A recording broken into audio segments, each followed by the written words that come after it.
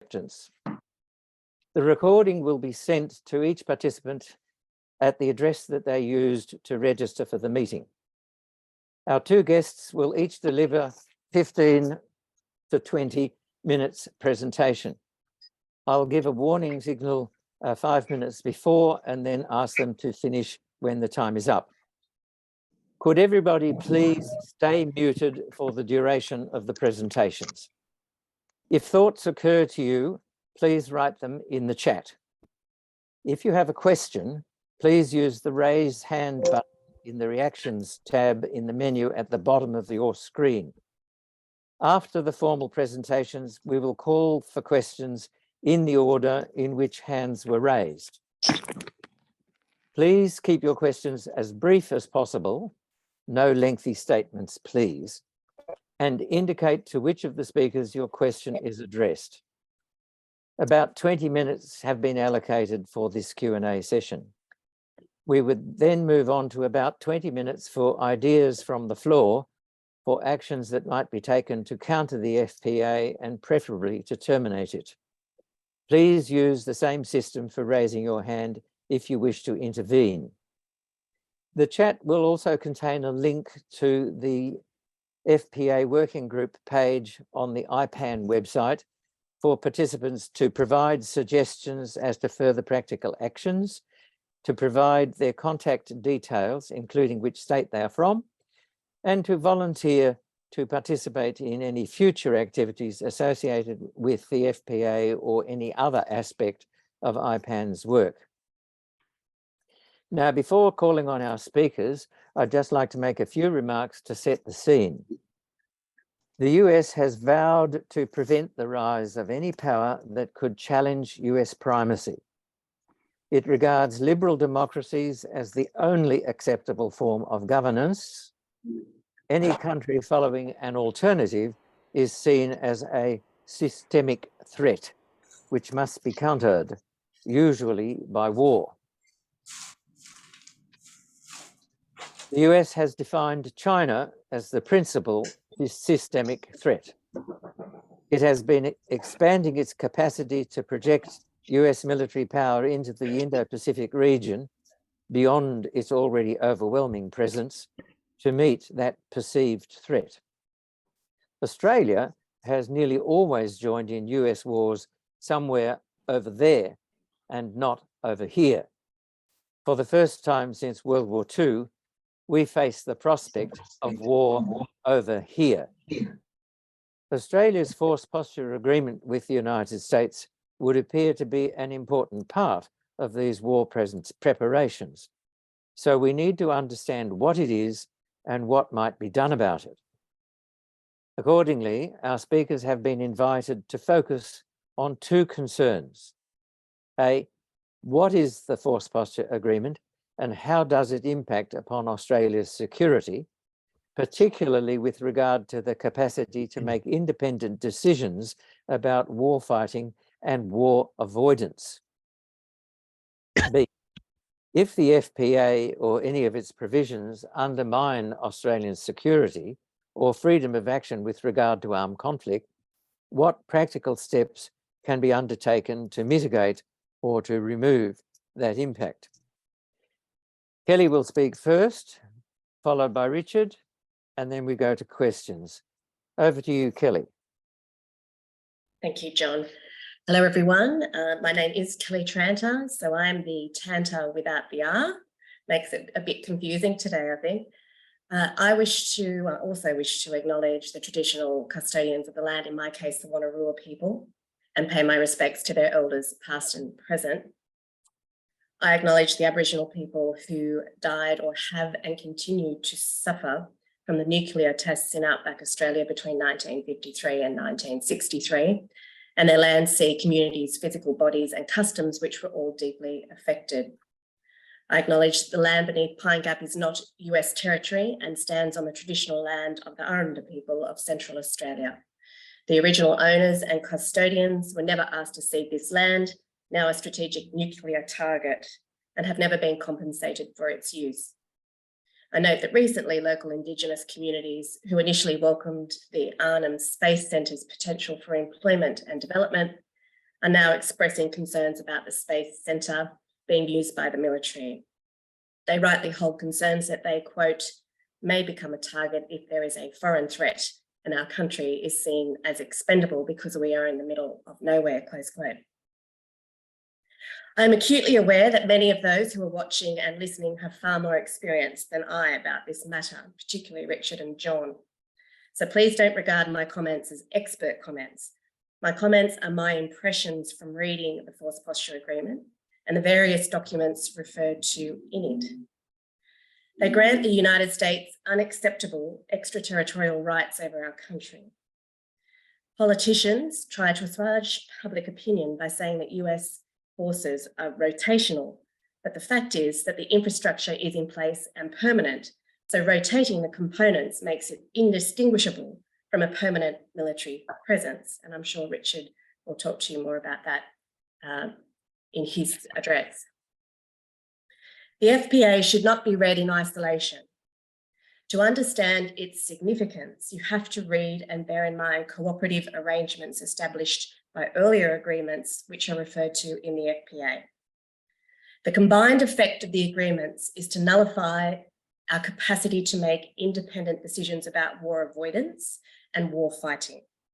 Together, they lock us into providing the United States first with secured areas under its control from which it may conduct a war, and second, with comprehensive logistical support for any such folly.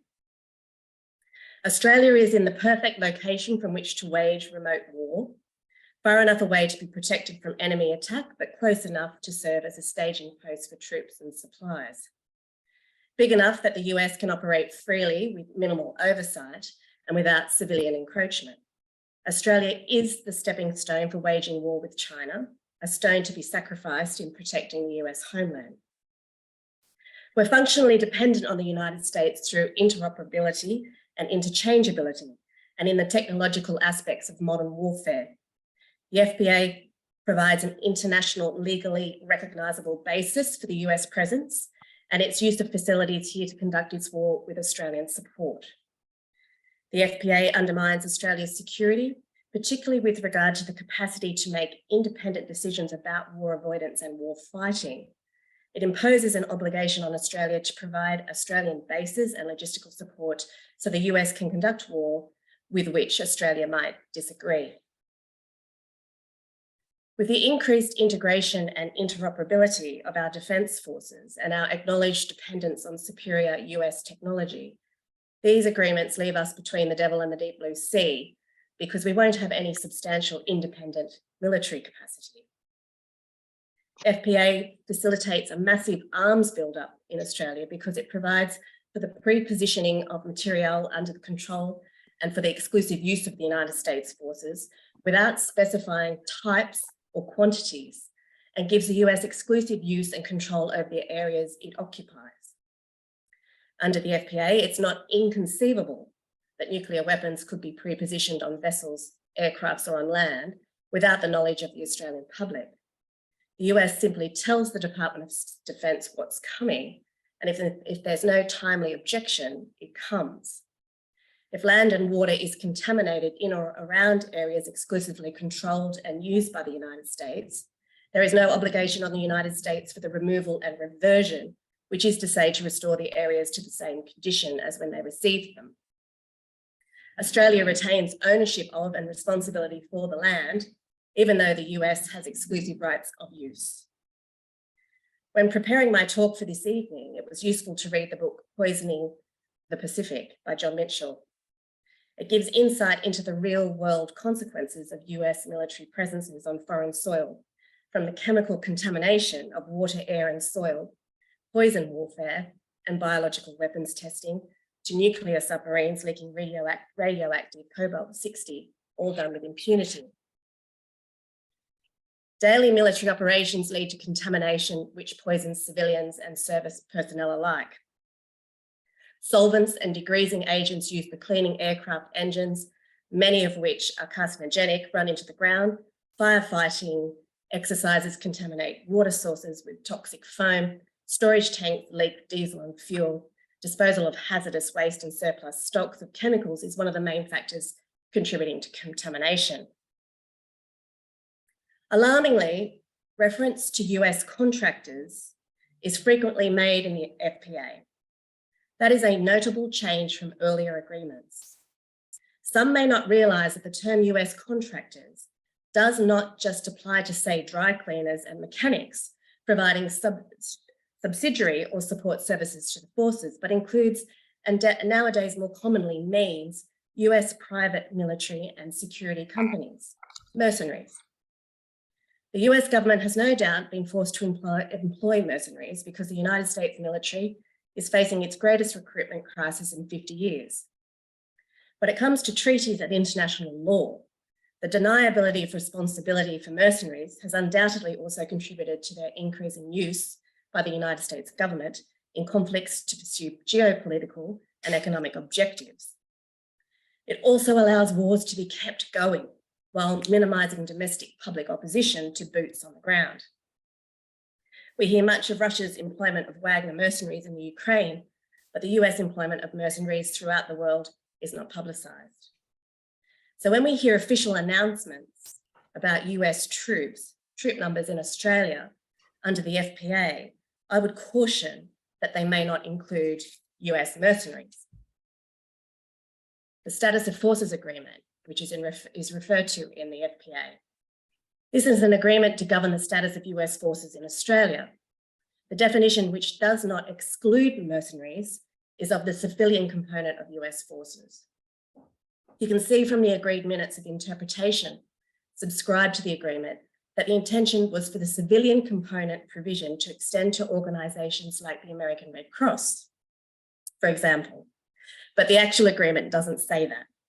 Article 1 defines members of the civilian component more generally, and the US and Australian governments would just have to reach agreement about mercenaries being included if any difficulties about that issue arose.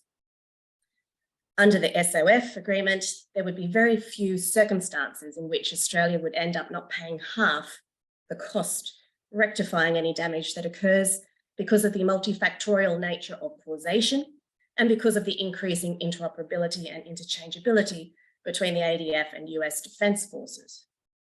Article 13 states that the United States government shall conform to the provisions of relevant Commonwealth and state laws and regulations, including quarantine laws and industrial awards and determinations. And United States personnel shall observe those laws and regulations, which is why Defence now wants, and why we'll see, Defence being progressively carved out of such Commonwealth and state laws. The Statement of Principles between the Government of the United States of America and the Government of Australia, signed on the 21st of November 2013, is referred to in the FPA. Any document about principles between the Australian and US governments isn't going to be lengthy, and this one isn't. It seems to diplomatically formalise the expansion of military activities through the Joint Posture Agreement. Australia-United States Joint Statement of Environmental and Heritage Principles for Combined Activities, signed on the 18th of November 2005 and referred to in the FPA. It's a typical joint statement using the language of hope and good intentions without mentioning obligations. There is a reference to the US and Australia meeting relevant obligations under their respective environmental and heritage legislation and policies and international conventions. But the March 2023 Reforming Defence Legislation to Meet Australia's Strategic Needs consultation paper seems to be angling towards legitimising the carve-out of defence activities from any such obligations. If they've carved out, there's no obligation. This is particularly important in light of my earlier comments about the daily operations causing contamination, combined with the consultation paper pressing for, quote, ensuring the law allows Defence to train in Australia as close simulation to real-life operations as possible. This can involve the use of a full range of capabilities incorporating modern technologies, close quote. The international conventions mentioned probably do not extend to the actions of mercenaries operating in Australia. Acquisition and cross-servicing agreement between Australia and the US, signed on the 27th of April 2010 and referred to in the FPA. This agreement, made under the Defence Logistics Agreement, doesn't solely cover logistics, for training exercises.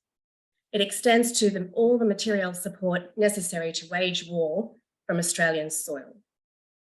Article 2E in the definitions section defines logistics support, supplies and services as food, water, billeting, transportation, including airlift, petroleum, oils, lubricants, clothing, communication services, medical services, ammunition, base operations support and construction incident to base operations support, storage services, use of facilities, training services, spare parts and components, repair and maintenance services, calibration services and port services.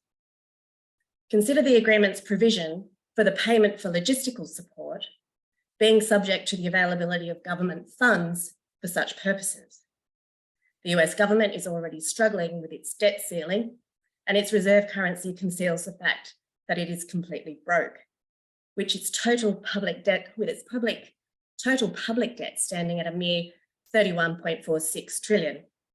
Then again, I guess it will be able to set off some of the inordinate debt we're incurring to it for its weapons of destruction.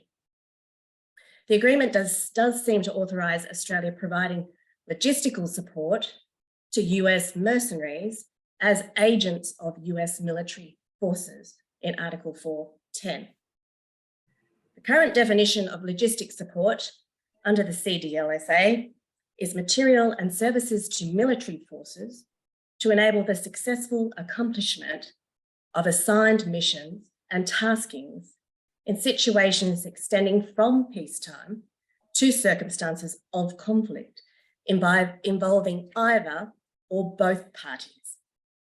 Such logistic support may encompass the provision of defence articles and defence services, which means any weapon, etc. I haven't formed a view and don't know whether the holding of nuclear weapons in an area over which the US has exclusive control constitutes possession for the purposes of the Treaty of Rarotonga. It probably does, because under the treaty, stationing includes transportation on land or inland waters. Certainly, the Australian government doesn't believe that American B-52 bombers armed with nuclear warheads rotating through Australia would breach treaty obligations. In any case, the Australian public would never be informed whether such aircraft are carrying nuclear weapons under the so-called US policy of warhead ambiguity, in which it neither confirms or denies whether any particular military equipment is nuclear armed. Our politicians accept this, notwithstanding its obvious inconsistency with the long-standing policy of full knowledge and concurrence. But also consider the Australian territory Cocos-Keeling Islands, which is currently having its runway upgraded to accommodate heavier military planes and conveniently sits in the Indian Ocean, outside the South Pacific nuclear-free zone. It was reported in 2012 that the US military was eyeing off the Cocos Islands as a future Indian Ocean spy base, given the impending end of its lease over Diego Garcia.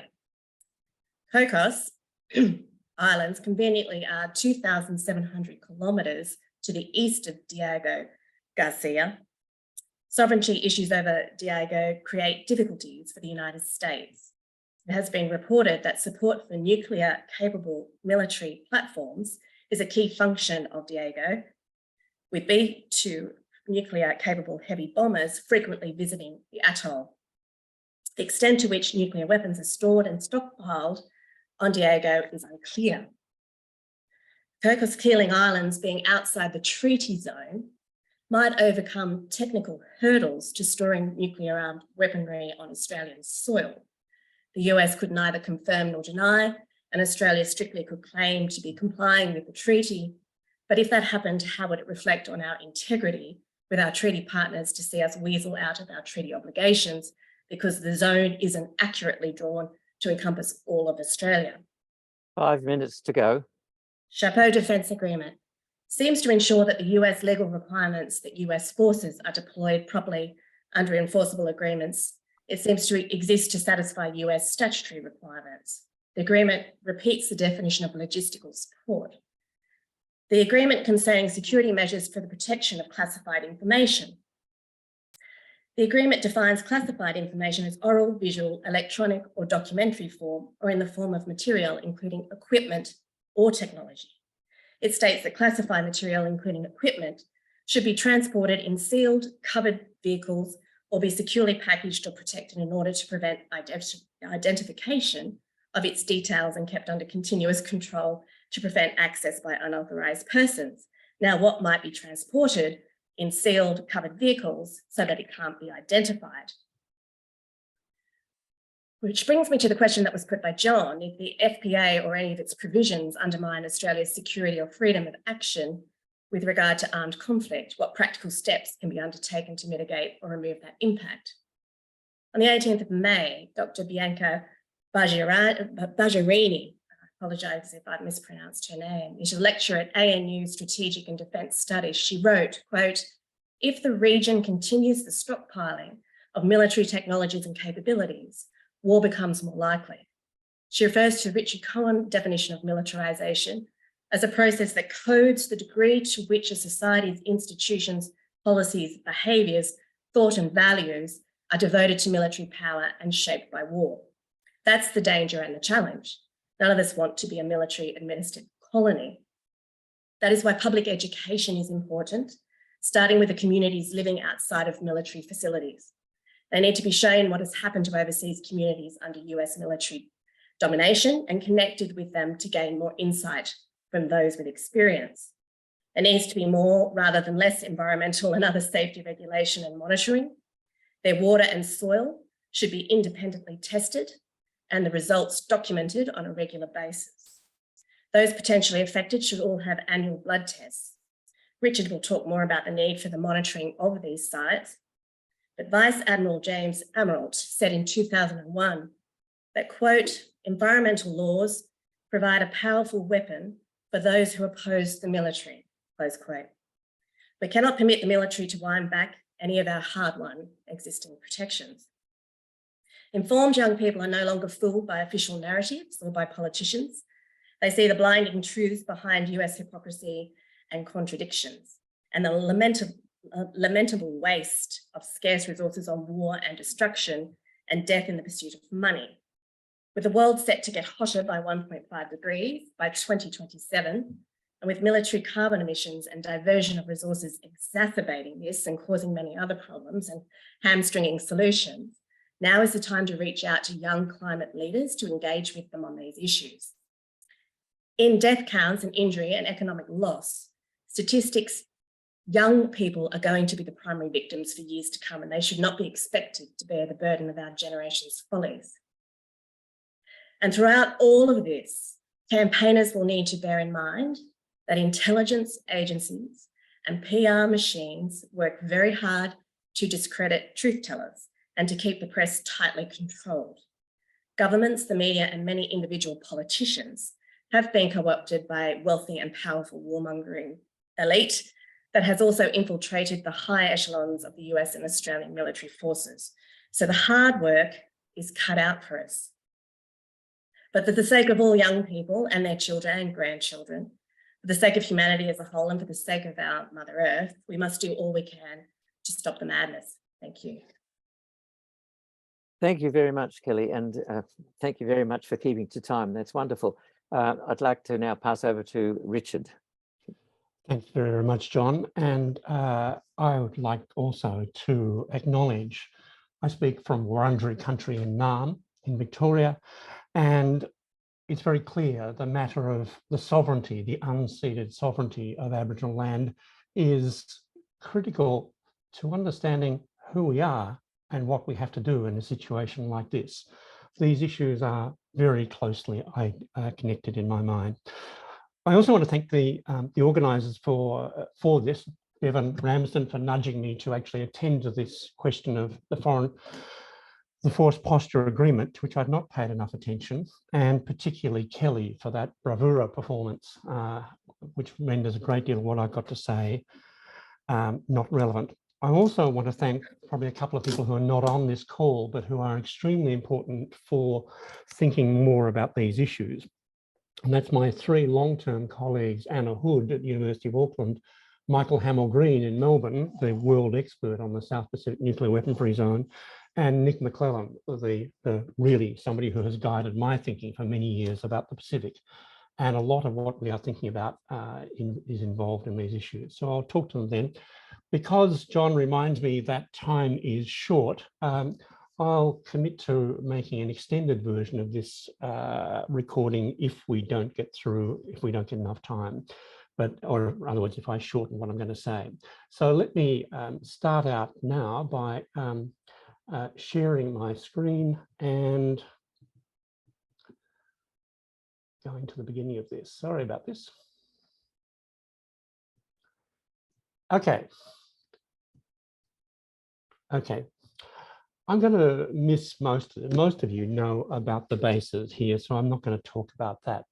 I want to draw your attention first to a statement by the Minister for Defence, Richard Marles, in February, in what was, I think, ironically titled Securing Sovereignty.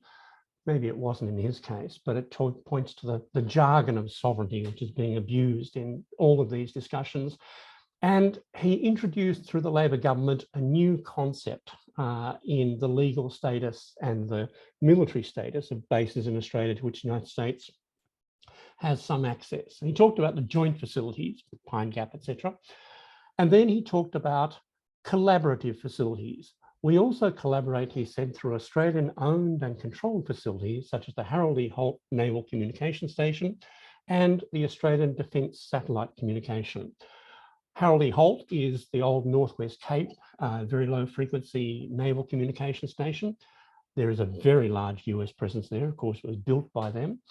The Australian Defence Satellite Communication has a lot of US access to that essentially spy facility outside Geraldton, but it also has two totally US-run US military communications facilities of global significance there. This gives you some idea of the way that the government is moving to try and legitimate what has been, as Kelly has pointed out and Justin has pointed out, has been something which has been developing almost for 10 years now. Look, there are a lot of military bases in Australia which one way or another can be classified as US bases or US access. There are airfields, there are port facilities. We're going to be paying a lot of attention to HMAS Stirling at Fremantle. We're going to be paying a lot of attention to communications facilities I just mentioned. Training is immensely important. People on this call have been very involved in working on Shoalwater Bay, and particularly the Talisman Sabre exercises there. I'm going to be talking about logistics and sustainment, which are not very sexy, but they're very important. Space and sensor facilities, Northwest Cape, space surveillance, radar, telescope, Pine Gap itself, and so forth. Pine Gap is command and control for nuclear control and command, as well as scientific research facilities, such as those run by NASA, which are maybe formally not military, but in fact have a close connection with them. I mentioned joint and collaborative bases that Marles talked about. There are two others, though, that we need to think about in terms of the way the Australian government thinks about them. There are a lot of minor agreements, for example, about Northwest Cape that we know about a whole lot of other smaller facilities and some quite large. And then there are ones we are going to talk about today, namely the Force Posture Agreement. Kelly's outlined clearly, very clearly and powerfully, the legal framework of the Force Posture Agreement rooted in the SOFA, the Status of Forces Agreements going back to the 1960s and others. I'm not a lawyer, so I'm not going to talk about those, but what I'm really going to focus on is a small comment in the Force Posture Agreement in Article 1, which defines what it calls agreed facilities and areas, which may be listed, it says, in Annex A appended to this agreement, and such other facilities as may be provided in the future to which US forces, United States contractors, dependents, personnel shall have a right of access pursuant to this agreement, as Kelly has pointed out. And I want to underline her emphasis on United States forces with a capital F and United States contractors. And here I'm not so much talking about individual contractors, but primarily corporate contractors. But as she said, both are in the same box of awfulness in certain ways. So the first question I had when I read Annex A, since I focused on I read the agreement, was Annex A, where is it? It's not there. It's not in the public agreement. With Kelly's assistance, we sought under the Freedom of Information Act access to Annex A. And after a bit of runaround, we got a refusal, not in terms of the security sensitivity of the annex. In other words, might it be listing a base that we don't know about, that which in some world has some genuine military sensitivity, which it would not really be appropriate to reveal in broad compass. I can't think of one in Australia, but never mind. Conceivably, there could be such a thing. And I would be prepared to hear an argument about that. That wasn't the argument we got. The refusal was based on embarrassment, potential embarrassment or loss of trust between the parties to the agreements. In other words, either the Australian government might be embarrassed, I suspect they might be, or the United States might be annoyed with the Australians in some way for revealing this list. I'll come back to that. But at the moment, the point is we don't know what US bases are covered by the Force Posture Agreement. We know a little bit, as revealed in this map and this note here, about the ones in the Northern Territory, which the Morrison government has made a focus of what's called the Force Posture Initiative expansions and upgrades. There are two sets of these. One are the training facilities listed in that map there of connected with the Marine Air Ground Task Force in particular, in Robertson Barracks, Kangaroo Flats, Mount Bundy and Bradshaw. And Bradshaw is really big and really important there. And you also see on the map just south of Bradshaw, Delamere Air Weapons Range, which I'm pretty sure is going to come under this if it's not already. That's the size of Cyprus. This is an extraordinary commitment we have given here. I won't go into the details about the training range upgrades, except to just remind you that these training areas in many parts of them are quite literally hardwired with sensors to register training objectives, achievements or deficits, not just to Russell Hill and our headquarters outside Canberra and Queanbeyan, but also to US Indo-Pacific Command in Hawaii. We're hardwired there, but I'll leave that aside.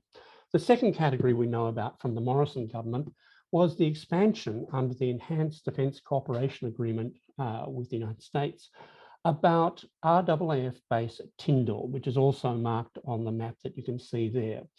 Tyndall is a very big base, and I'll be spending some time talking about it. And it is being expanded both for RAAF use and for US Air Force use. And I'll come back in a moment to say something about it. Third one, and here Justin may have something to say because I think we have possibly some different approach to this. In Darwin, there is now a very big 300 million litre bulk fuel liquid storage facility being built at East Arm in Darwin. It's auspiced by the Defence Logistics Agency. It's actually going to be operated by a company called Crowley Solutions. They're supervising construction and will operate it. My own view is that under the FPA, it is very likely that Crowley is treated as a contractor. In other words, potentially equivalent to US forces on this matter. I want to focus for most of my remaining time on, here's Crowley, just so you can see it here. On the top map, the new facility is up here underneath the screen sharing note there. And Justin very kindly supplied this photograph taken a few weeks ago. It looks as if it's by and large physically complete. 300 million litres is an awful lot of fuel, 300 million litres. We don't know how much is jet fuel, how much is going to be diesel for the ships. We don't know how much is oil and lubricants and so forth. but we can take it that this is a huge contribution to American pre-position capacity for its forces to leapfrog away from Australia. This is a really important development here. Tyndall is outside Katherine. It's a base which has been around for a long time. It's been expanded enormously over the last 20 years, largely to what you can see on the right-hand side of this image and those round circular hangars in the center there. There is a new area which is being developed over here with extensions of runways that I'm going to be talking about.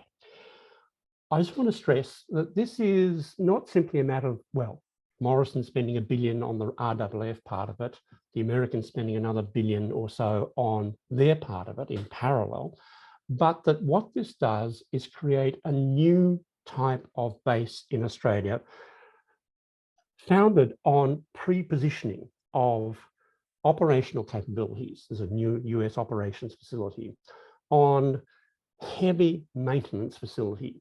The US is now changing engines, for example, for B-2 bomber aircraft at Tyndall. It's a very hard thing to do. They now have logistics capabilities, not just that in Darwin up the road from Katherine, but they have, and I'll talk about this later, a new RAAF fuel repository there, 6 million litres for it. But they're also building a second one, literally right next door for the Americans. And the Americans in particular are going to mean B-52H, either nuclear capable or conventionally capable long-range bomber aircraft. This is, I'm sorry, this is a pretty ratty looking PowerPoint, but just to give you an idea of what's happened there. So this is a big facility, and I'll just go through a little, yeah, this is a little easier to read. This is that area I showed you. This is what the RAAF is building for itself here. An apron for 4 basically large Airbus airliners of the kind you would go to Britain on, I suspect, KC-30 tankers. Here is the RAAF refueling capacity here, 6 million litres there. Next to it, there will be a new US Air Force one, at least the same size, US maintenance facilities here, US operation facilities here, and of course, most importantly, the heavy guarded and certainly revetted, protected B-52 apron, reportedly for up to 6 B-52 aircraft. We have had B-52s coming to Australia since the days of Malcolm Fraser and the Afghanistan, the response to the Soviet invasion of Afghanistan. This is very different. Kelly's laid out the almost extraordinary lack of limitations imposed or not imposed by the treaty, if you like, by the agreement. But essentially, there is a category for all of these activities at all of the Force Posture Agreement auspice facilities. Of course, we don't know what the other ones are yet, which says they are for humanitarian operations, they are for disaster relief operations, they are for training operations, and then there's always a clause at the end which says, and such other activities as the parties may determine. This is really a capacity for, as Kelly put it, very clearly, an attack on China under circumstances that will be determined not by Australia but by the United States. You may think this stuff about fuel and logistics is kind of, who cares about the service station? If you look at the Joint Chief of Staff, US Joint Chiefs of Staff planning documents very carefully, this is something they pay an immense amount of attention to. And between the Darwin bulk facility and then the smaller field bulk facilities being built at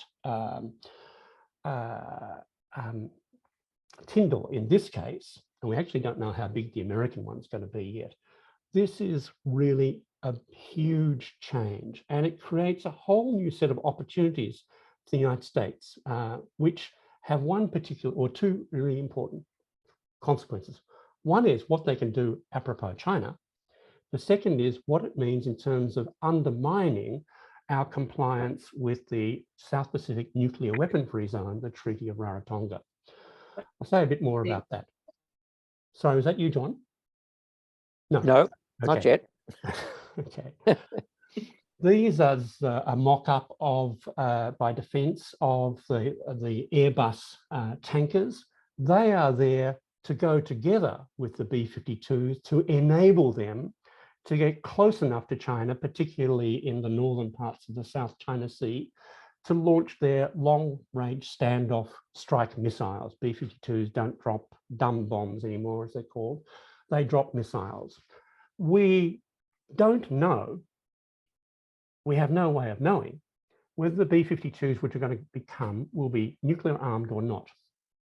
All US B-52s that are operational, about 75, 76 of them, are based in Louisiana at one base at Barksdale.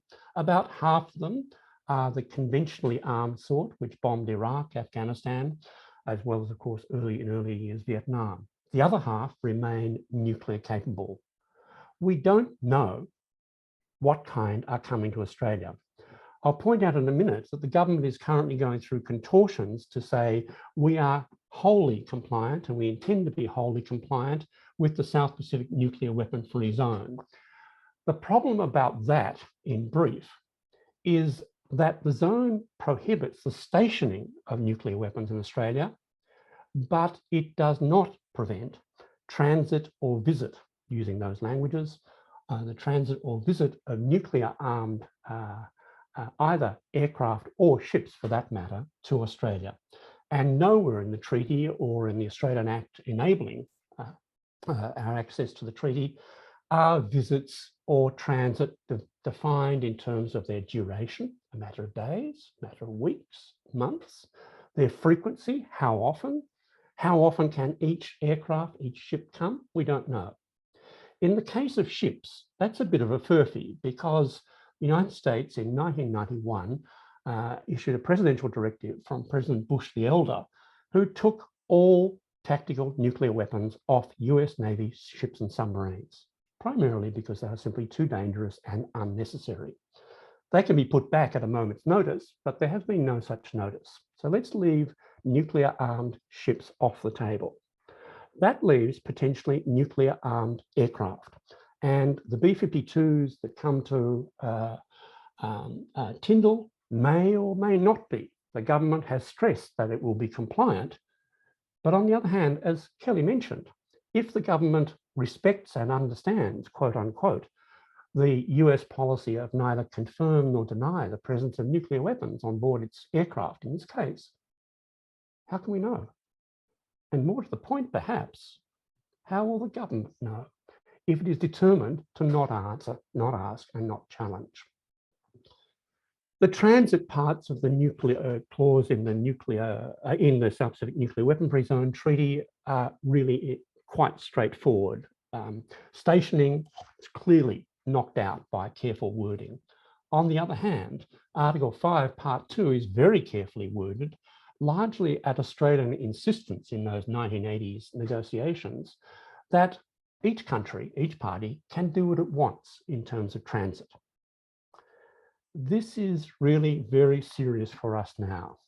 There was a really awful set of exchanges in a Senate estimates hearing in mid-February between essentially our Minister of Foreign Affairs, Penny Wong, and Green Senators Jordan Steele-John and later David Shoebridge, who were both sharp in their questioning, but I don't believe did anything improper. Greg Moriarty, the Secretary of Defense of DFAT, gave a prepared answer, which said our long-standing arrangements to support visits, and I'm sorry, I can't quite read all this because of the chat there, or the thing there. Don't worry about it, are consistent with our obligations under the Nuclear Weapon-Free Zone Treaty. US aircraft, bomber aircraft, have been coming since the early 1980s and have continued since 2005. I'll just point out, this was something I discussed with Malcolm Fraser quite directly, and he was very insistent at the height of the Cold War, the invasion of Soviet invasion of Afghanistan. He was very insistent that he was quite right, that the treaty limits that deployment then in the 1980s or 1979, I believe, to training purposes only. Anything else has to be explicitly renegotiated. I don't think there's anything else like that now.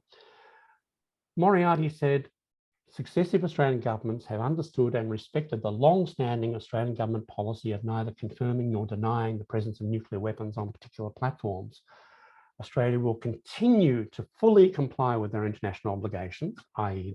the Treaty of Rarotonga, and the United States understands and respects international Richard, 20 obligations. minutes. Okay. So there's a lot of understanding and respecting going on here, but basically we are not going to do what New Zealand did in the 1980s and question that denial. I won't go through this here because you can look at it later on, but there's a moment when Penny Wong, as the minister, steps in to stop the questions from Steele John and from Shoebridge. In some ways, that's a very good idea. I actually think politicians should bear the brunt of questions in Parliament about policy. The execution of policy is another matter for the bureaucracy. It's almost as if our most composed and competent Minister for Foreign Affairs in many years suddenly lost it. And I invite you, I've got an extract here, and I invite you to go to the original to read it. It is really extraordinary. And essentially what she is doing anything to stop an answer to the question, will we know if those B-52s are carrying nuclear weapons? I think something new has happened. I think we have created a new category that's not in the treaty. Stationing is off the agenda. Transit is on the agenda, but it changes its character if Tyndall provides logistics, fuel, operations, heavy maintenance, most of which will be there utterly permanently, not rotationally. The question then is, what form does rotational deployment of B-52s actually take? It takes less than a day to fly from Barksdale. It's perfectly possible with pre-positioning that B-52 aircraft, with or without nuclear weapons, could be flown in for a matter of days for operations and leave. Why would you leave them on the ground anyway? Barksdale is their home. And if Australia is not willing to question the US about the presence of American nuclear weapons, we will not know, and the Australian government will know. And I'll just finish with one thing. After Kelly organised that questioning of the FPA Annex A, and we got that rejection, I started looking for other agreements about agreed facilities and areas. Now, of course, we like to think we're special. We're not. I found at least 36 which use that phrase. What's interesting, most of them don't list those agreed facilities, but 4 of them do. Afghanistan, Hungary, not a very nice country these days, Norway, an exceptionally important ally of the United States vis-a-vis Russia, Poland, and the Philippines. All of those countries, presumably with the acquiescence of the United States and the host government, acknowledged, in Poland's case, more than 20 bases, and Poland is very important now. What have they got that we haven't got, besides a spine? This is not a joke. This is extremely serious stuff. I'll finish very quickly. Practical footsteps. I think Kelly's listed most of these, but coming out of this, we need a full, updated, comprehensive list of the ADF bases covered by the Force Posture Agreement. We need people to harass about it. We need to know about collaborative bases much more clearly than we do. We need public data on activities, construction, operations, and the presence of US forces. We need monitoring by peace movements, by civil society groups of these activities at all FPA or Australian bases. And then we need to do something about the bloody agreement. Firstly, there needs to be a review. It's extraordinary that goes for 25 years without any formal review. And then we need a base-by-base review of what American forces and American contractors' activities at each base are doing in terms of international law, in terms of our genuine national interests, and the impact on regional and global peace. To make the latter very plain, the most dangerous part of this, if B-52s come from Tyndall, aided by Australian refueling tankers, when the Chinese PLA radars look out over the South China Sea and see those B-52s coming, do they know they're not going to be nuclear armed? This is a fundamental issue of our security. We need active linkage with the governments and civil society in those other countries that have got similar agreements. Philippines, I would think, Norway, and I would think some of the others there. We need that absolutely Swiss cheese, full of holes, doctrine of full knowledge concurrence to be shaken very hard and questions about the way it works and its adequacy.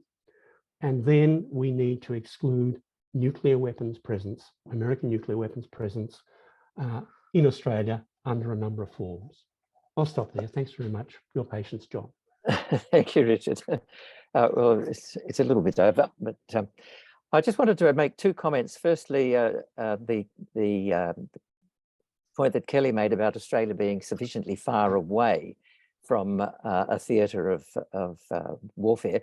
In relation to China, Defence Minister Dutton in the last government said that China now possesses a missile capability which would enable it to strike at any target on the Australian mainland as far south as Hobart.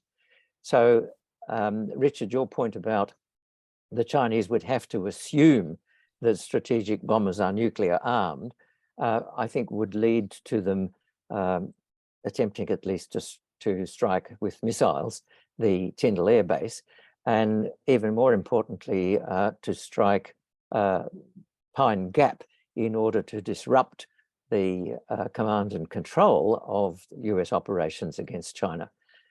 So I don't think the Australian mainland is a safe haven for any of these US facilities.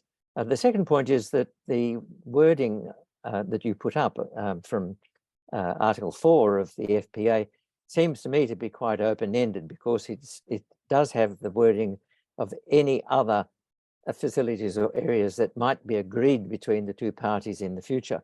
So it really is remarkably open-ended.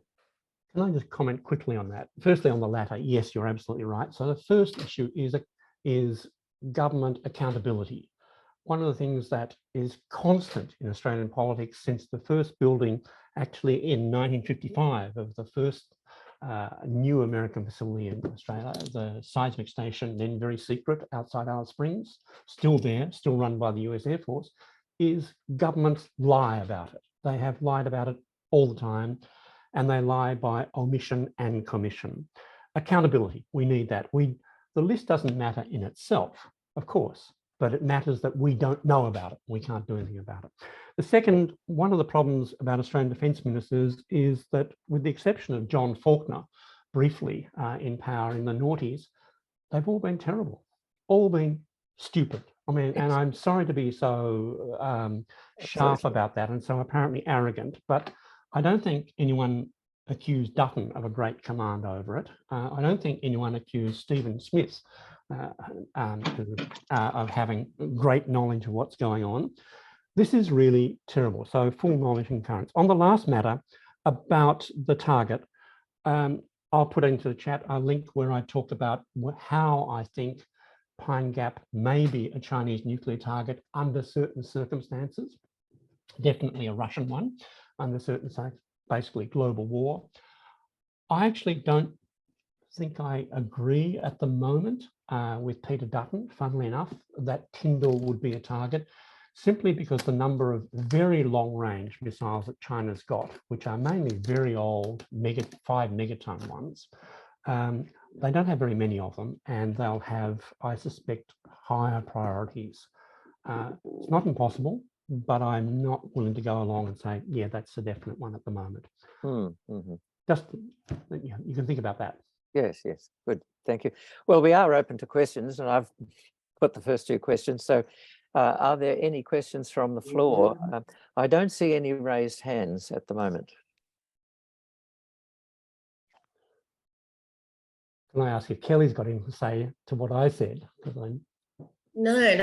The only, I mean, the comments that I made, once upon a time, our geographical location was a huge advantage. And I suppose my comment was made in the context of the arc of bases around China and how many missiles there are and how many might get through. The other thing is that the United States and Australia are working very swiftly on full spectrum dominance, which is the jamming of these systems and causing confusion on the ground, apropos preemptive attacks. So the idea being, if there's a preemptive attack by the United States from our soil, for instance, the satellites and playing around with the data causes confusion on the ground, perhaps in China, and they can't communicate, and it thwarts the sort of response or thwarts any sort of retaliation. So I think space is where we need to, geographically we're okay, but I think what we need to bear in mind is China going to be able to land the missiles on our soil with such systems in place for jamming? Can I just comment very quickly on that? I mean, I think we should make very clear that while China has considerably expanded its coastal defences and its abilities to inhibit US operations in coastal waters, the Sea of Japan, East China Sea, South China Sea, greatly changed. Globally, it is a nothing military power. More importantly, perhaps in this discussion, China's capacity to withstand a US nuclear attack, particularly armed with the intelligence advantages given by the Pine Gaps of the world and missile defense in particular, is essentially, most analysts looking at China think they are in, most informed analysts, I believe, realize that in nuclear terms, China is in an incredibly vulnerable position, incredibly vulnerable. In this mad logic of, it's not nuclear deterrence, it's nuclear warfighting, that's what it's all about. I think it's, yes, of course, we should look at what China might do to Australia under certain circumstances, but we should do that with an eye to, if you like, as you called it quite rightly, American full spectrum dominance. Yeah. Margaret Rowell has her hand up. Do you unmute yourself? Yes, thank you very much, everyone. Fascinating. I just want to reiterate the question of Annette's, and I've often thought about it. How does the TPNW affect all of this if we do, as the Labor Party said they would, sign it? I suspect they're a bit nervous now. I suppose I should say something about that. Kelly, did you want to? No, I'd say there's an obvious reason for their reluctance. I mean, they're relying on the deterrence umbrella, and I can't see them ratifying that treaty anytime soon. And you can see how they leave themselves wriggle room. I raised the Cocos-Keeling Islands because if you look at the Treaty of Rarotonga, and the zone is very clearly marked on a map. And we're seeing these substantial upgrades to those islands when we know the United States has been interested in them for a very long time because they've got problems with Diego. So you really have to think like a rogue or a deviant to work out how they'd wriggle out of it. And so I think they'll stall. I think they'll stall on ratifying that treaty, and we have to work with what we've got now and keep a watchful eye and ask more questions. It's a shame we have to do this legalese. You have to ask the right question to understand or get an answer that will give you some insight. So we need to start asking some questions about the Cocos-Keeling Islands, for sure. Can I just say something, as I guess, as a former president of the Australian Board of IPAN? I am now deeply pessimistic about the prospect that an Albanese government in its first term, or in its second term, as I'm sometimes promised by people close to the government, will sign and then ratify the TPNW, the Nuclear Ban Treaty. Firstly, because it's the government, the Turnbull government, I think it was, expressed the opinion that it's simply too hard, impractical, impossible was the phrase in another Senate inquiry, for Australia and America to separate the nuclear capable parts of Pine Gap's intelligence operations, not using nuclear weapons, but assisting them. And therefore, we're stuck with it. In other words, we've taken 60 years to sew the nuclear and conventional parts together, and we can't do anything about it. I think that's actually nonsense about the most important part of Pine Gap for nuclear purposes, the early warning facility, which helps the United States not only get warning of nuclear attack, but then work out which Chinese or Russian missile silos have not launched their weapons, and then that becomes the basis of targeting. So we're in that up to our neck. I think the Labor government is not going to go anywhere near it. I think the very most that we can expect, and I think it would be a delaying tactic anyway, will be we'll have an inquiry. And we've had lots of inquiries of these sorts of things, but I don't think that we're going to get very far with that. And I think it's time for the peace movement as a whole to really start pressing the government as to why it's not doing it. Because I think Kelly's right, it does come down to not the alliance per se, but our unwillingness to even interrogate the alliance to see, is there any wiggle room whereby we could get away from the most egregious planning for nuclear genocide and get rid of nuclear deterrence language, nuclear war fighting, but they're not willing to do that. And so I think that's a task for the peace movement as a whole. Yeah, and inquiries are just a means of kicking the can down the road. Would David Palmer like to unmute and ask a question? Yes, to both speakers. I'm having trouble understanding the strategic rationale for the AUKUS arrangements. If we had 8 boats, it is unlikely we would have more than 3 deployed at any point in time. Each boat can launch 4 torpedoes or 12 Tomahawk cruise missiles. What damage would 12 torpedoes and 36 cruise missiles possibly do to a country like China? The only way that they could pose any sort of a threat to China is if they were nuclear armed. Now, I'm wondering, is the whole purpose of AUKUS to provide the Australian Navy with weapons platforms that are fitted for, but not with, nuclear weapons? Is that sufficient deterrent capability to justify having these boats? Thank you. Kelly, do you want to go? Look, that's possible, but I want to perhaps come from this from a different angle, which is something that was said to me by the late Bruce Haig, who John knew well, and I couldn't agree more with Bruce. I had a very long conversation about AUKUS, and it was always Bruce's view that AUKUS was just an acronym, and it'll start to mean anything they need it to mean. So it started out as the sharing of nuclear propulsion information. And suddenly we've got the signing of the climate change / critical minerals agreement, and which is now the 3rd pillar, and it's extending to artificial intelligence and cyber. So it's on the one hand, it gives them scope to expand their presence on the mainland. It gives them scope to, and the danger is that they'll be, because of an increased US presence, there'll be more interference in the political process. So I think we need to start thinking of AUKUS not just in terms of the subs, which we may or may not ever see.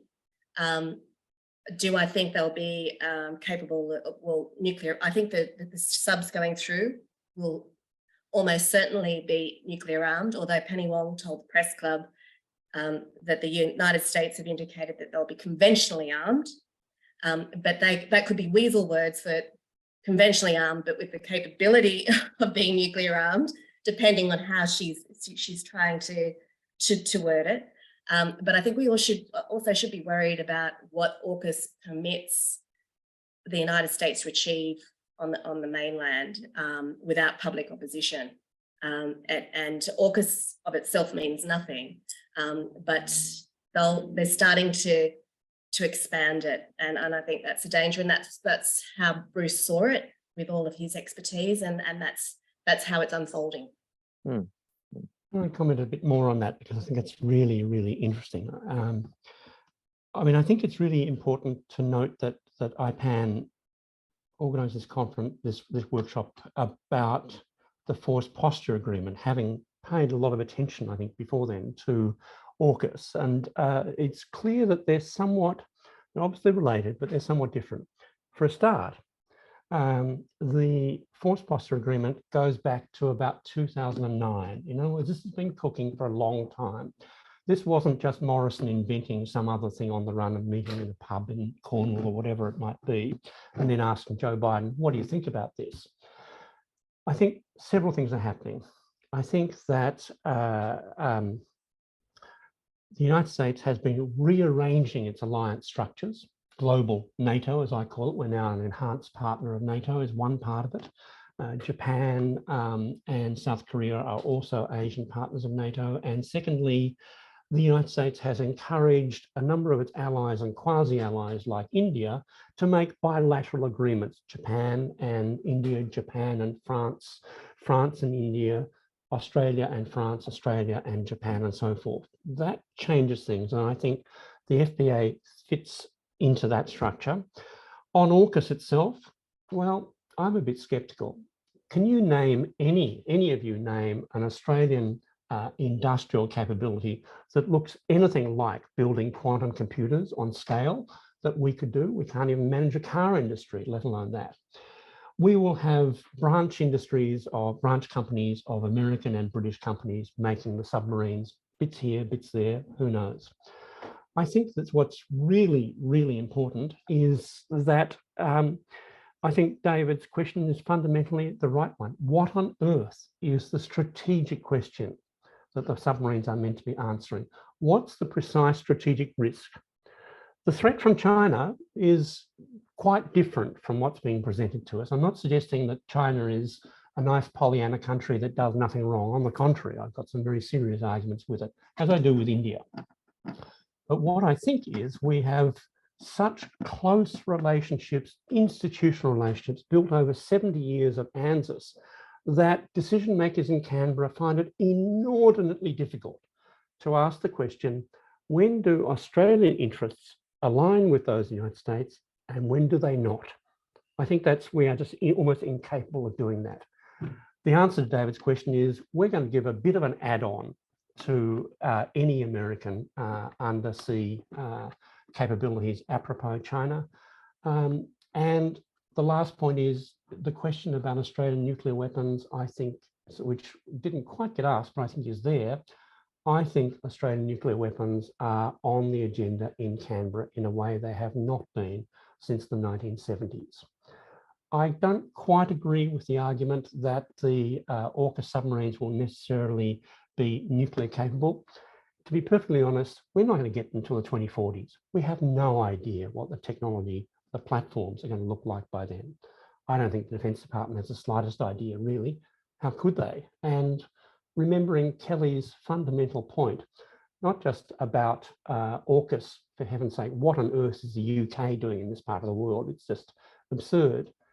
But how can we talk about a rational basis for an alliance with the United States, which has been very close to civil war? And I mean that advisedly.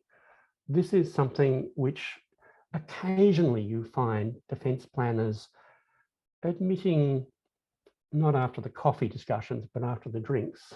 They're very worried, but not many of them. Most of them simply are incapable of asking these questions because, in the phrase of an old American academic, they suffer from trained incapacity, which is, in other words, how not to look at things. John, I'm sorry if I'm introducing your former colleagues. Not at all.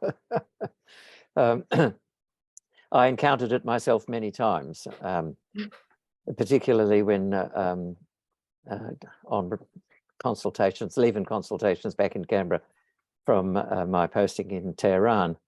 It was quite apparent to me that our so-called intelligence experts simply were incapable of thinking outside of the United States box when it came to conflicts in the Middle East or anywhere else. So I have a, I'm convinced of the trained incompetence that you've just talked about. The next person I need to call on, however, is to Ron Beer. If you could unmute yourself, ask your question. I think we should try to confine the discussion to the FPA and not broaden out into other obviously relevant areas like AUKUS, but if we could just focus on the FPA for the purposes of this discussion. Well, can you hear me, John? Yes, I'm sure everybody can. Yes, I was very interested in both speakers, and maybe I'm stepping outside the FDA, and I apologise for that, but the thing that keeps on getting into my head all the time with all this ongoing talk about the military build-up in Australia, about the tensions between China and Australia, the tensions between China and America. It's an ongoing discussion that we're having, and it just seems to me, with all these tensions which are growing and elevating all the time, I would just like to ask both speakers, how realistic is it to suggest that in the foreseeable future there could be a major war involving countries in this region? Richard, would you like to go first? Or Ron, look, that's a really important question, and it's really hard to answer.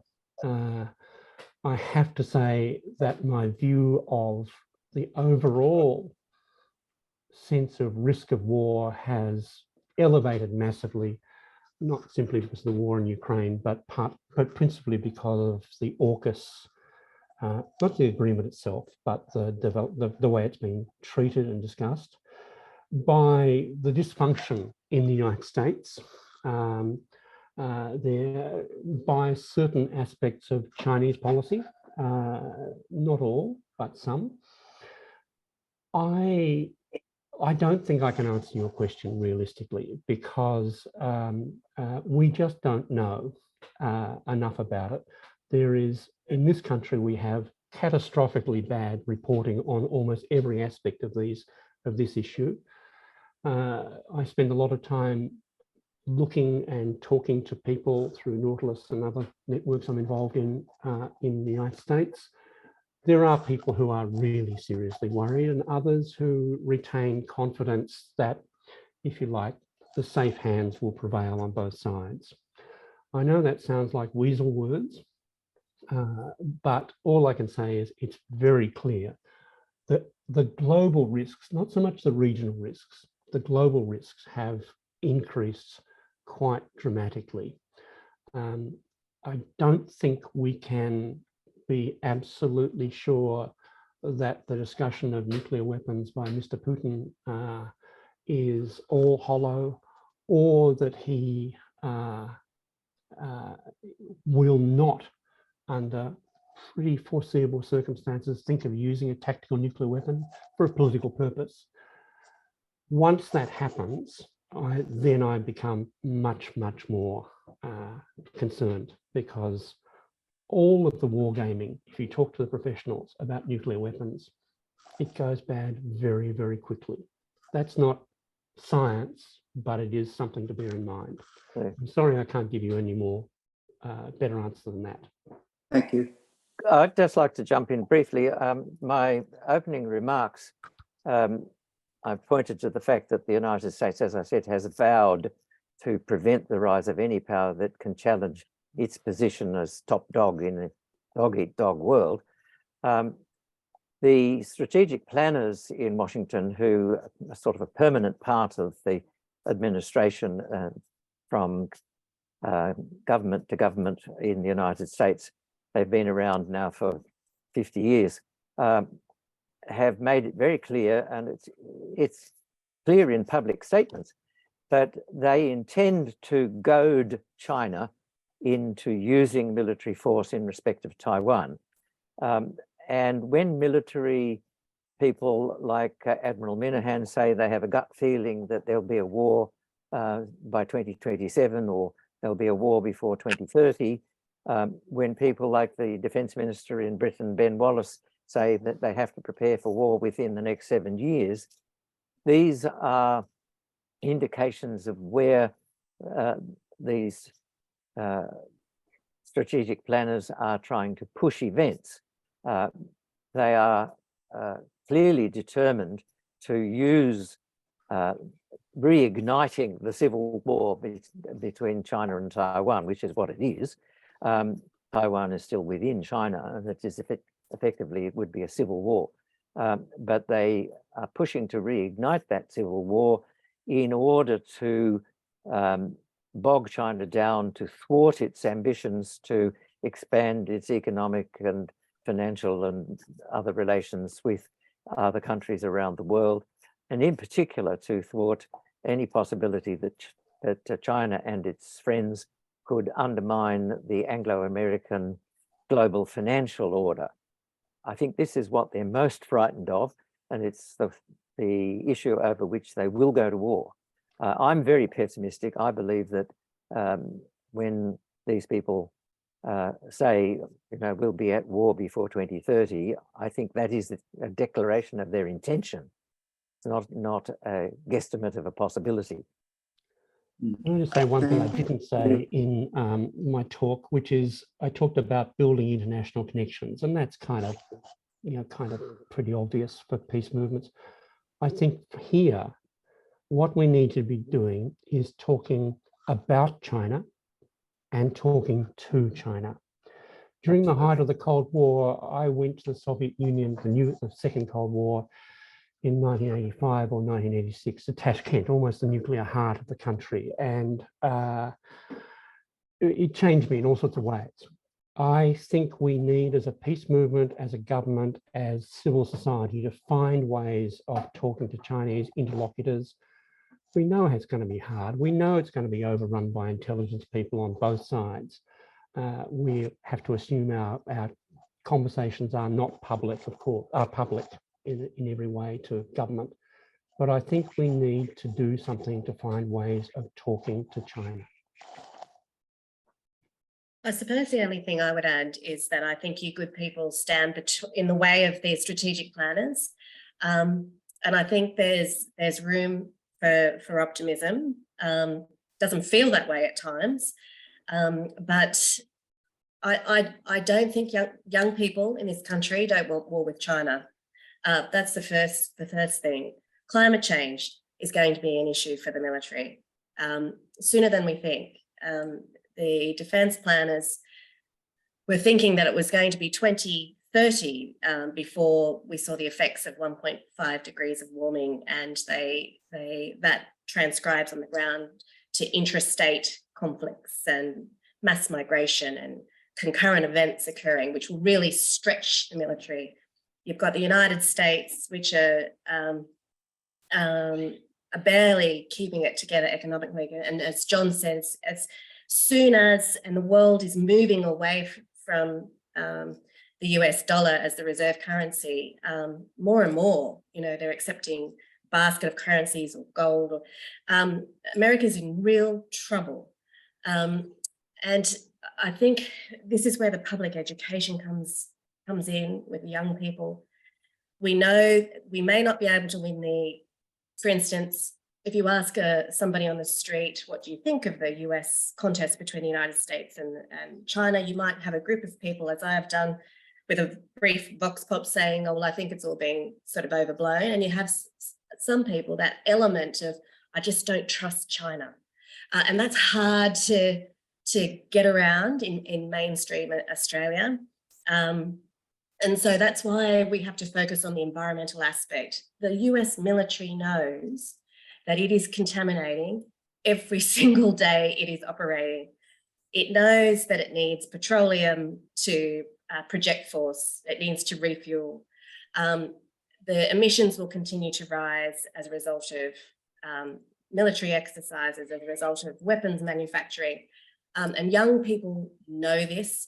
There are, and we're seeing in the United States, young people not wanting to be recruited into the US military because there's this skepticism about what the United States is doing abroad.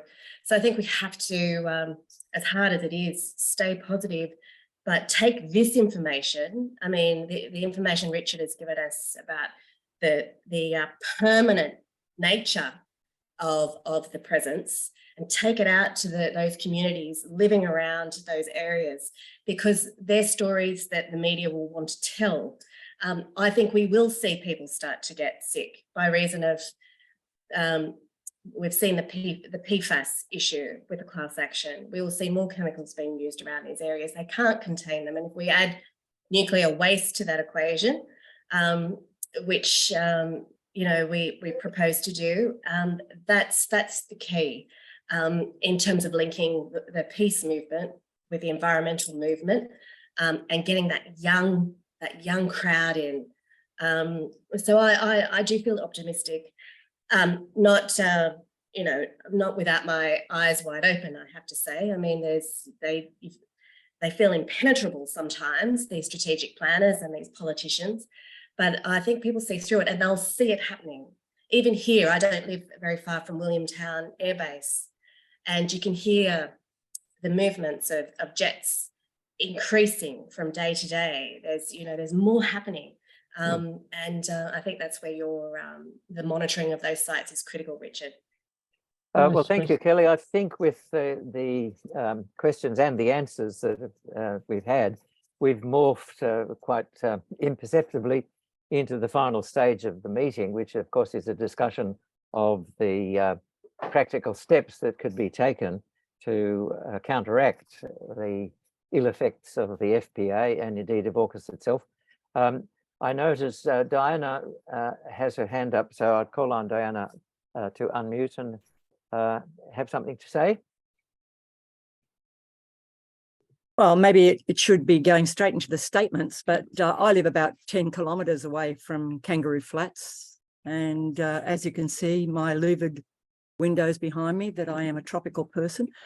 But this is something, Kelly, that we've tried to do for a long time, because I do have several friends and used to work with at Bachelor Institute, etc. So, yeah, and also I have to admit to Nick and others that I worked at SABIT in South Australia with quite a few Chinese students doing law with me.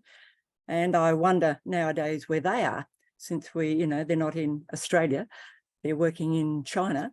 But these ways of getting through to people, I find it is a very slow process.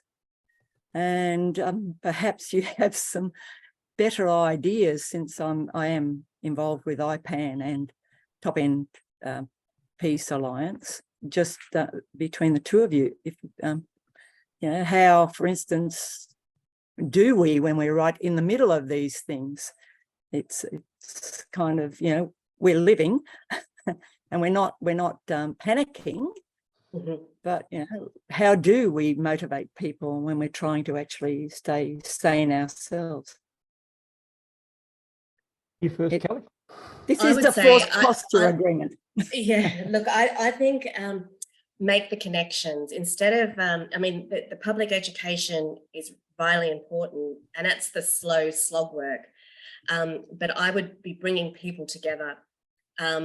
If we can isolate who the young climate leaders are and connect them with IPAN and ask them to deliver an address, connect people living there. I know that there are some people here this evening who live around these bases, connecting them with other people in their community. So it's at this stage, it's the networking and bringing these ideas and the right people together, so that can be coordinated, and that can be done fairly quickly.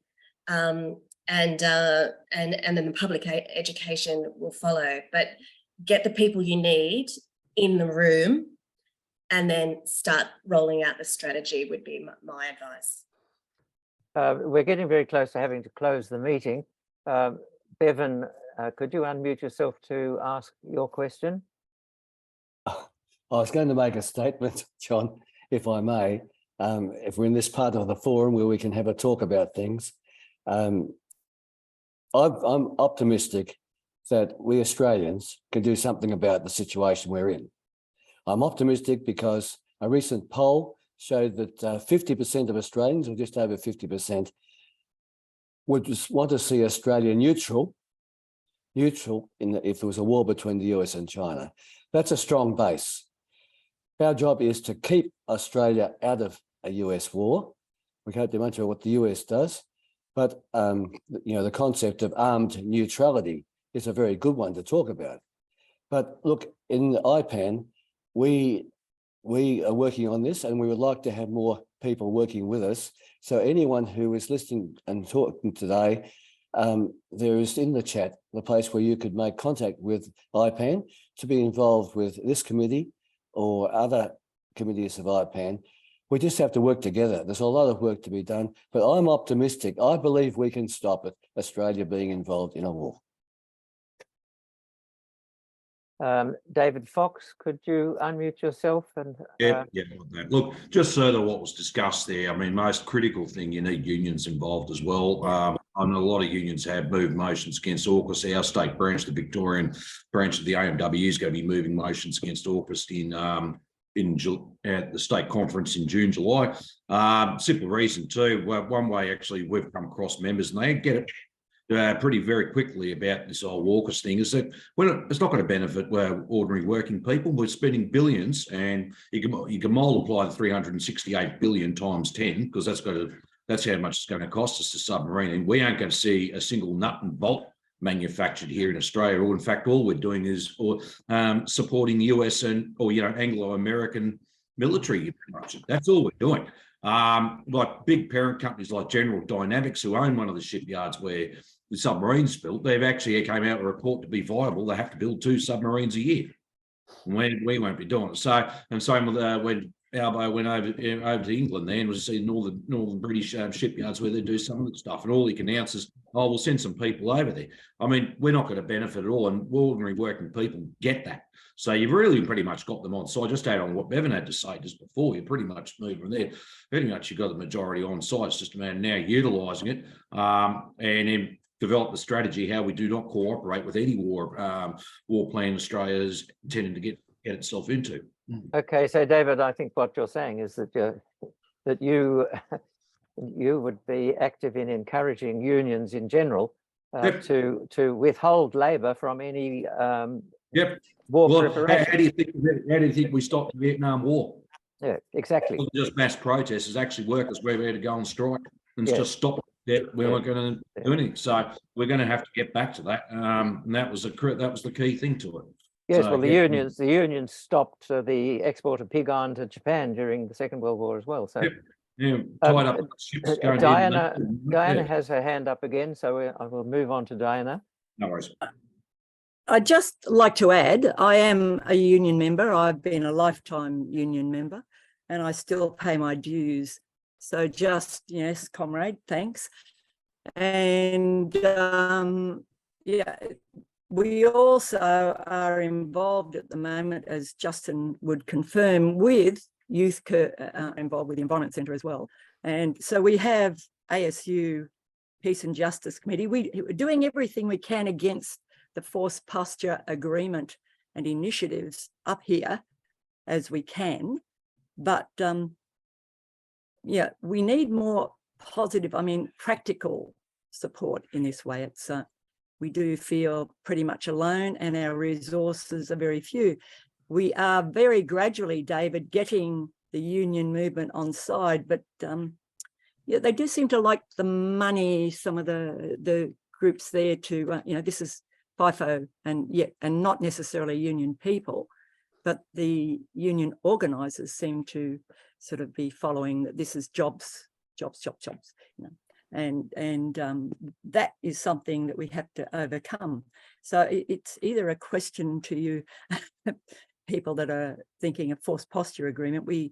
We are virtually terrorized at different times of the year by the jeeps and the tanks and everything going along our roads, and it's destroying any sort of road entrance and exit we have in our rural area.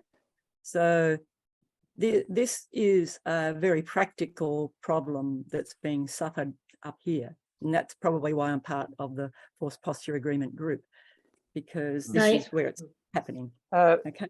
Sorry, John, I'll just say, Diana, have you linked in with local journos in your area? The reason I say that is that Sky News was sort of losing its mind with a story about the whistleblower leaking was similar to the Fourth Posture Agreement in Papua New Guinea recently. And the wording is almost identical to ours, but it was a news story because, opposition in Papua New Guinea said this is affecting our sovereignty, but it made Sky News. But it's educating the journos along the way too, which also spreads the message. And a lot of journos, you do have to, and no disrespect to any journos who may be with us this evening, you do have to spoon feed them. And present them with the information and evidence so they have got very limited resources and they can make a story out of it. And this is where you and link them to the people they need to talk to. If you know a whistleblower willing to talk, if you know somebody who's concerned about what's happening in their area, link them with these journos because they're always after stories, and then that will help project the message, and then you'll find more people will come forward. So not all media is bad, and I think it's really important now to link into your local journos. It's because they will be their stuff gets fed into the national news, and and then everything spreads from there. So I'd be ringing all the local media outlets. They're on my list, Kelly. In your spare time. Can I just comment on I think it's really important for people to be able to, people from what's somewhat condescendingly talked about as remote Australia, activists such as Justin and Diana, to be really actively supported by people from outside. And quite frankly, I've worked with Justin and other colleagues in Darwin, and I'm always amazed by how much they're doing on more than one front. And it's a similar story in other parts of environment movements. We need to financially support people. This is the reality. We learned that lesson in other earlier phases of the peace movement, and I just urge the working group to have a think about that. Not doling, there's not dosh to hand out, but thinking about practical ways we can support, and then following their lead in the way that Diana has just suggested. So. Just a quick comment on Kelly. I like your idea of trying to tap into local journos. The key journos for the Murdoch media are, of course, completely captured by the whole anti-China and pro-war narrative, and you would never, ever get them writing anything which would support the peace movement. So I think what you're saying is it needs to sort of come from the grassroots of journalism rather than the main media organizations. It is after 5:30. It's now nearly 25 to 6. Are we in general agreement that we want to continue this discussion? I can't, anybody? Okay, we've got one expression of approval. Well, shall we go on? Shall we go on for a little while?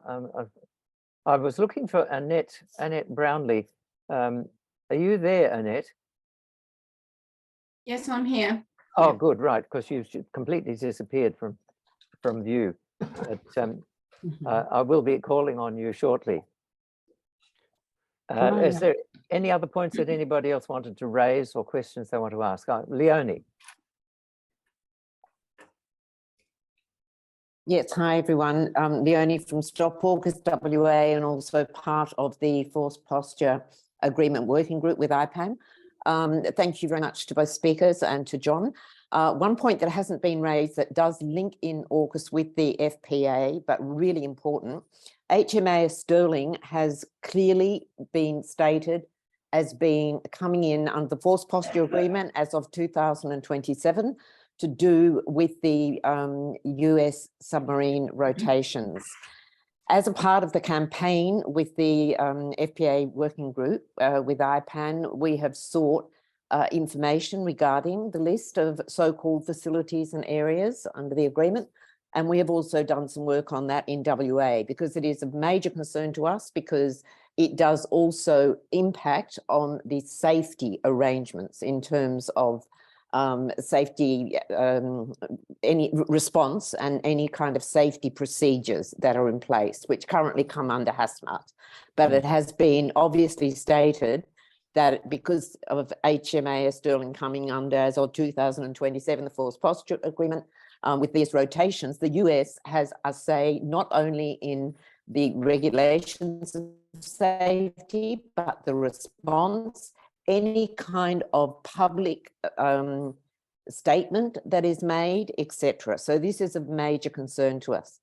I think we may have a springboard in this campaign to really hook in a journo, but we need to go back to certain politicians. The Parliamentary Library, we now have proof, has actually lied to a sitting member of the Senate. And we have a copy of that information in our hands. So it would be really interesting, if possible, I would suggest, please, Kelly and Richard, for us to be able to link in further as a part of this campaign to know the exact wording of what you got back from the Freedom of Information report. That's fantastic that you've done that, and thank you very much. Thank you. No problem. Just very quickly on that, it's not to do with the Force Posture Agreement, but my brother sought the full wording, the text of the AUKUS agreement under FOI. He eventually got a reply saying, no, we can't give you a copy of the AUKUS agreement because a text does not exist. John, would you mind sending, would you have access to that to send that to me? Yeah. I was aware that there was no written agreement to be reviewed, but I'd love to see that formalised in writing. Well, it wasn't. Unfortunately, he got a telephone call. Okay. That might be a good one for defence media. But Leonie, thank you. It was at the request of Richard that I issued that FOI, and we got a fairly swift response, and it's under review. So what that means is we bypassed the 28 days with Defence giving us another no after looking at it, and Richard's submission was put forward to the OAIC, and that will go through its normal process. But as soon as we get an outcome to that, we'll come back to you, and I certainly let you know. Well, it will be, I'm just sort of a conduit, and Richard will be obviously releasing that information to the public. If it comes. I think we're drawing to a close. One of the suggestions for action was a letter writing campaign that everybody should write to their local member, expressing their objections to the Force Posture Agreement. Details for how to contact your local member can be found on the FPA's working group page on the IPAN website to assist with that. But I think everybody should be hammering their local member about how alarmed we are with both the FPA and indeed AUKUS. I think we've probably exhausted the topic and everyone. So I'd like to thank firstly our two speakers, Kelly and Richard. I'm going to need to read your papers. I didn't absorb everything that you said. I'd also like to ask to thank all of the people who have participated in this meeting today and for your contributions.